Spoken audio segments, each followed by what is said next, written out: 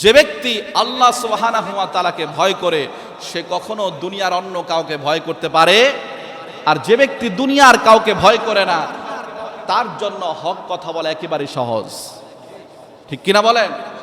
আমার প্রিয় ভাইরা, আমাদের দেশে মসজিদ আছে, মাদ্রাসা আছে, হাজারো আলেম আছে, কিন্তু তারপরে দেখা যায় আমাদের দেশের মানুষের চরিত্রের কোনো পরিবর্তন হচ্ছে না। প্রত্যেক জুমায় বাংলাদেশের প্রতিটি মসজিদে মিম্বারে ইমাম সাহেবরা, খতিব সাহেব আলোচনা করেন, কিন্তু দেখা যায় মানুষের চরিত্রের পরিবর্তন কেন হচ্ছে না?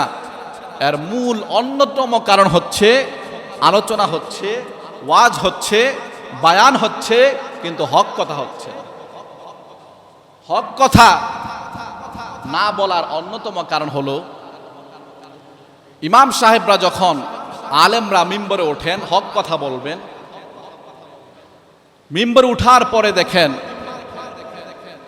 আমি এই মসজিদের কথা বলছি না, বিভিন্ন মসজিদের এই পরিস্থিতি এমন হয়, ইমাম সাহেব যখন মিম্বরে উঠার পরে সিদ্ধান্ত নেন যে আমি আজকে সুদের বয়ান করব, উনি দেখতে পান ওনার সামনে এলাকার সবচেয়ে পাকা সুদখোর বসা। তখন চিন্তা করে যে না, চাকরি হওয়া যাবে না, সুদ বাদ। ডান দিকে তাকালেন, সুদখোর বসা, বাম দিকে